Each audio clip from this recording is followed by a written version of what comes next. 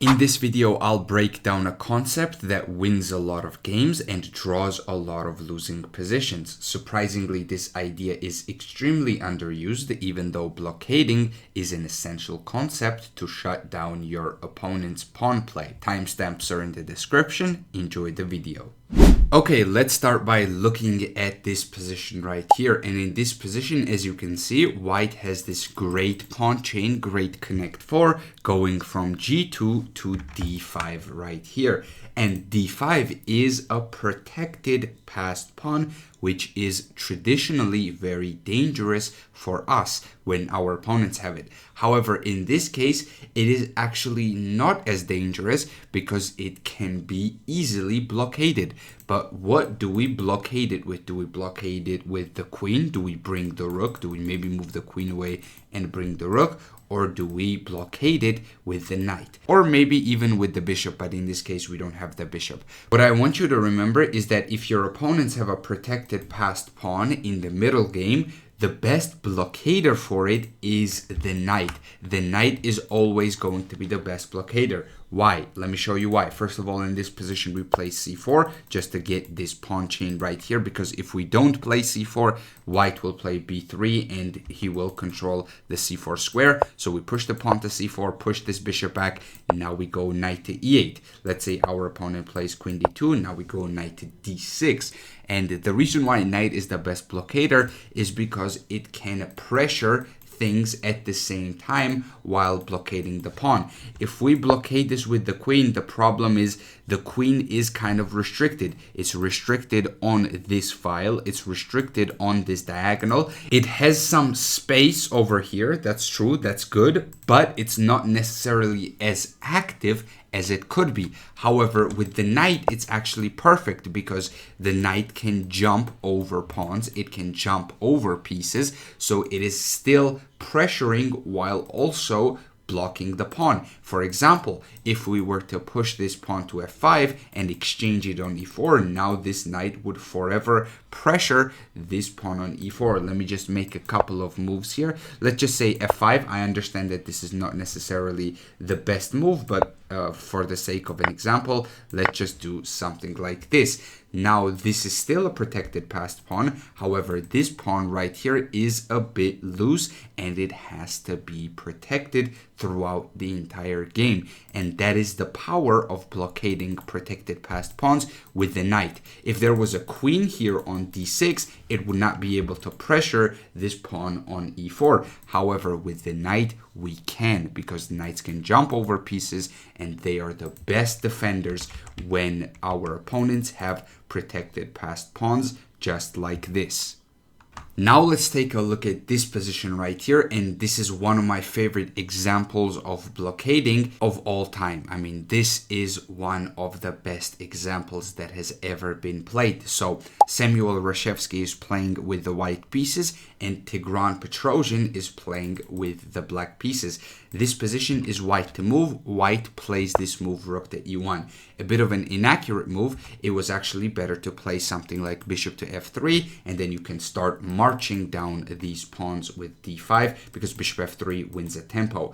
But the idea with rook e1 was pretty much the same. Reshevsky wanted to push e6 and he wanted to push d5 as well, even though right now d5 is controlled. But the goal was to mobilize these two pawns, which are extremely dangerous. However, this move rook to e1 gives Petrosian an opportunity to play a move to defend or to try to defend this position, and he finds it. If you want to pause the video and try to come up with this idea, do it now. I'm about to show you the move in 3, 2, 1. Petrosian in this position played a brilliant move, rook to e6.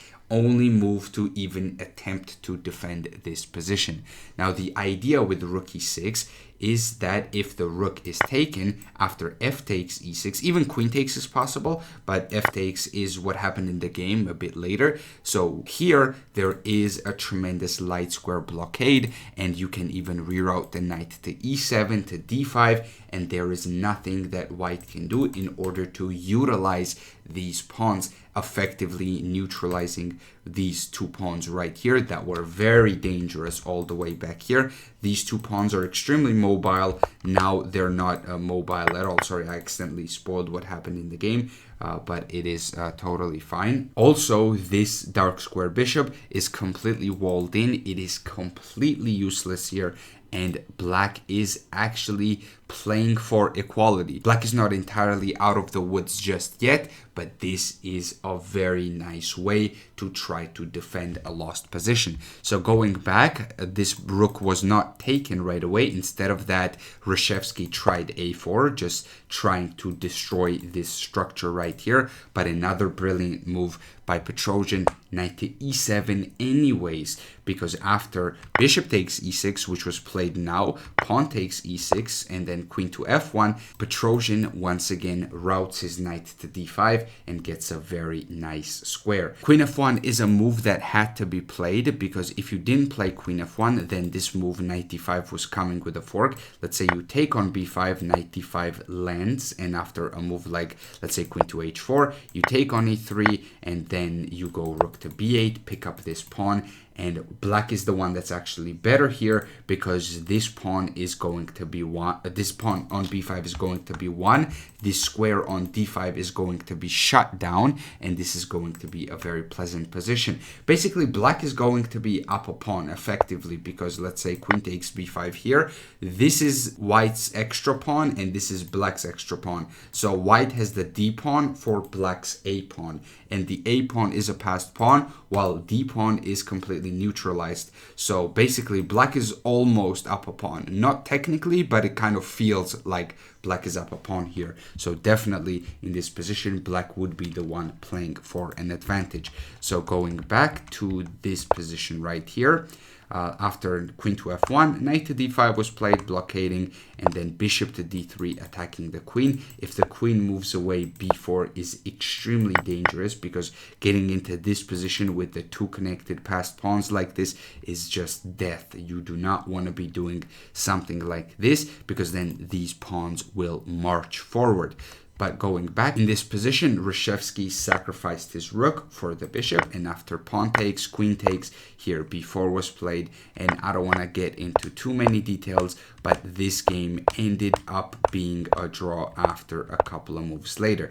Black was even better here. Maybe Petrosian could have pushed this position for a win if he had played a move like b2 or something like that. However, it did not happen in the game. He played h6, and then this game in a couple of moves ended up being a draw.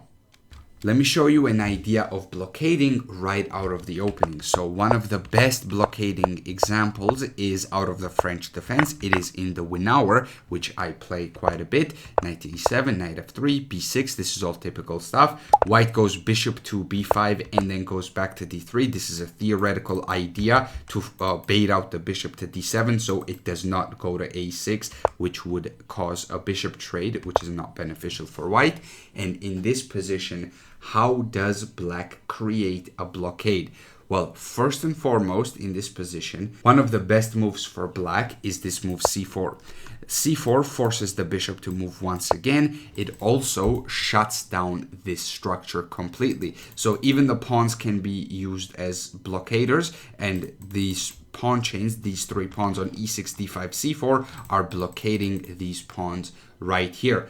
But also in this position, you can blockade the a pawn as well and play this move bishop to a4, which has two ideas in mind. First of all, you're pressuring c2 forever because this pawn is frozen here. It cannot move. Secondly, you're blocking, or blockading, I should say, the pawn on a3.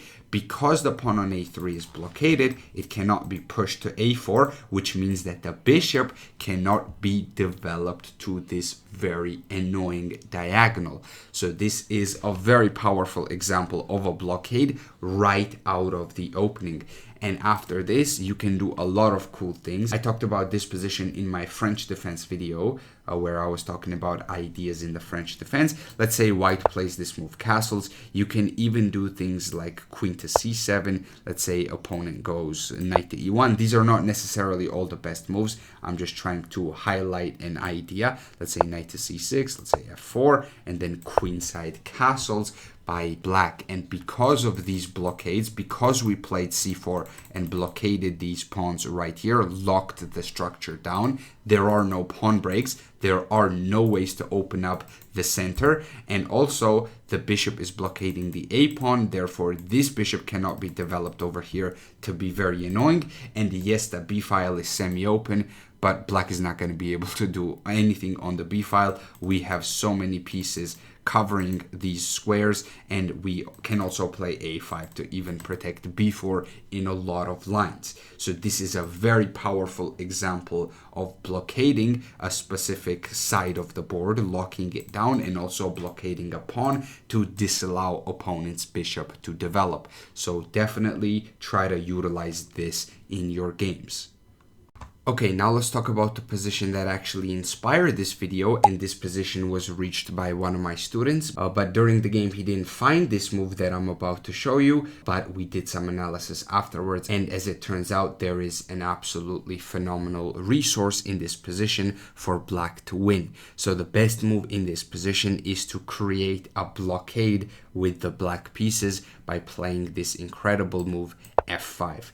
And what happens after f5 is that black gets a light square blockade. So for example, if you try something like c4, which is what my student was worried about in a lot of these lines, you have to be very careful as black. If you take this pawn, you lose immediately because there's no more blockade even for a moment. The blockade is gone. White pushes the pawn. That's a tempo on the queen, and now these are two connected passed pawns. This is extremely dangerous because the bishop activates, the two pawns activate, and this is just a losing position for the black pieces now. So you don't want to do this. You have to be very careful. The correct move in this position is to play this move knight to e7, and after a move like, let's say, c takes d5, we go knight takes d5, let's say g takes f5, we go bishop takes f5, and what happens here is that we get a light square blockade just like this. Look at this. There's a bishop on f5, there's a knight on e6, there's a knight on d5. We can even throw in this check first. This is probably even better, and then put the knight on e6. And actually this position is so powerful that white does not have any counterplay here. Like, what do? The rook is very useless on the c file because all of the squares are controlled either by the pawn, the rook, or the knight that's on e6. So you cannot do anything on the c file. You cannot do anything with this bishop. You cannot do anything with your two protected passed pawns because of how restricted and how frozen they are, and this position is simply completely winning for the black pieces. If you try a move like rook to g1, fine, queen to h6. Now we're attacking this pawn. We can bring our rook, we can give a check on h4. We have so many different resources to try to win this game. So this is a very, very dangerous position for the white pieces, and black is completely winning here. And if you're not careful, you might lose immediately. If you try something like, let's say, queen c4, going after this knight, just a very simple rook to d8 shuts that idea down. You still have to do something, so you go rook g1, but this is simply not going to be enough because you have so many different ways to try to win this. You can give a check on h4, let's say king to e2 is played, knight takes e3, and then you have a move like queen f4, and now the whole position falls apart. So remember to blockade your opponent's pawns and restrict them as much as possible. Remember this idea of playing f5 to create an absolutely vicious blockade. Now I will show you one last example of a blockade, and in this position, what I want you to notice here is that black's pawns, mainly the central pawns and pawns that are close to the center as well, not necessarily the central pawns, are all placed on light squares. That means that dark squares are going to be very, very weak. Who is the defender of the dark squares? It is this bishop right here. So if we were to get rid of this bishop, we would secure this square on d6. and we can actually do that with a tempo. So the best move in this position is to play this move bishop to c7. The queen is forced to move here. Queen e7 is the best move. Now we go bishop to d6, skewering the queen and the rook, also attacking the bishop. So this bishop has to be taken. We take with the queen. Let's say a queen exchange happens, and we get to this position right here where we have a very dominant knight with a very nice dark square blockade. And it is very difficult for black to even do anything here, because how do you develop? If you play a move like b6, that doesn't exactly help you, because white queenside castles, you cannot develop to b7, you cannot develop to a6. So what do? Are you going to go rook to b8 in order to go bishop to b7? That is possible. However, you're going to run into more problems, because after takes on b7, rook takes b7, e5, the knight has to go away. Now let's say knight to g4 is played, there's bishop a6, and this position is just completely miserable for black. Look at this. This rook is completely trapped. Even if knight f2 is possible here, knight c7 is possible, and here white goes up a piece with a very dominant position still. So this is a completely winning position for white. White is up a piece, and all of this happened because of this blockade on d6. So this is a very, very powerful idea that works in a lot of time out of positions and in a lot of Sicilian positions. When this pawn is pushed to e6, you have to watch out for this d6 square, because you might be able to put something over there which will completely shut down your opponent's play. So let me just go back to the position that we were talking about, and let me talk about what options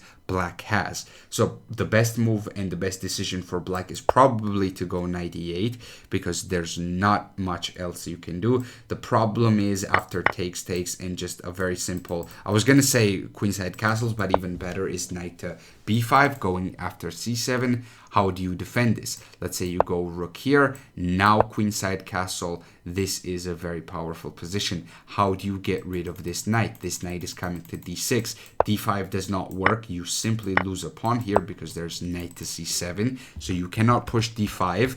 You cannot push d6 because you lose the pawn. So what else do? You try to get rid of the knight. The knight comes to d6. And now how do you develop this bishop? You try to go for b5, but now white just simply continues developing. You still cannot develop your bishop. So this is an absolutely miserable position for the black pieces. You can try moves like bishop to b7, but this rook will come over here and there's not much you can do. Yes, okay, there's knight to e5, but rook a3, you're going after this pawn as well, and your position is completely dead here. There's nothing you can do to avoid losing material. Computer says g5 in this position. This is the best move according to the computer. Of course, it stops f4. However, it doesn't necessarily stop losing of this pawn right here. And white is going to go up material with a dominant position.